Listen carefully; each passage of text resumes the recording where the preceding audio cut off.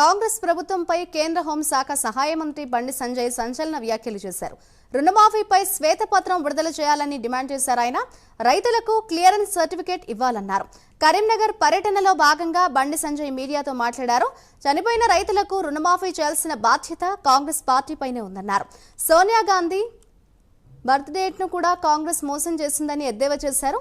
ఇక రుణమాఫీ జరిగిన రైతులకు ఎందుకు రోడ్ల మీదకు వస్తున్నారని బండి సంజయ్ ప్రశ్నించారు. ఇక రైతుల పక్షాన పోరాడుతామని వారికి భరోసా ఇచ్చారు.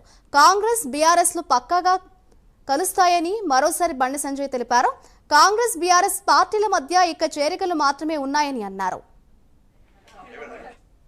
న్యాయం చేస్తామని చెప్పి అద్దాల మెడలో కూర్చొని మేము 100% రుణమాఫీ చేస్తామని వాళ్ళు అనుకుంటున్నారు.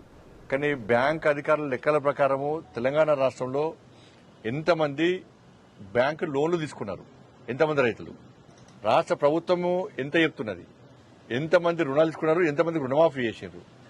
రాష్ట్ర ప్రభుత్వానికి ధైర్యం ఉంటే ఈ బ్యాంకు లెక్కలు వాళ్ళ లెక్కలు అన్ని జోడించి ఒక శ్వేతపత్రం విడుదల చేయాలి. శ్వేతపత్రం విడుదల చేస్తే అప్పుడు మీరు నిజాయితీగా నిక్కచ్చిగా మీరు రుణమాఫీ చేసినట్టు రైతులు భావిస్తారు, ప్రజలు భావిస్తారు.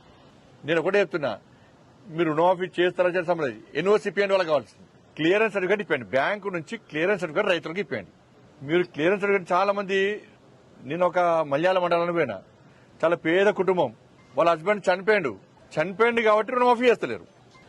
రైతే మా బాధలు తట్టుకోలేక ఇలా చనిపోయినటువంటి రైతులకు కూడా వాళ్ళు తీసుకున్న అప్పును రుణమాఫీ చేయాల్సిన బాధ్యత ప్రభుత్వం మీద ఉంది.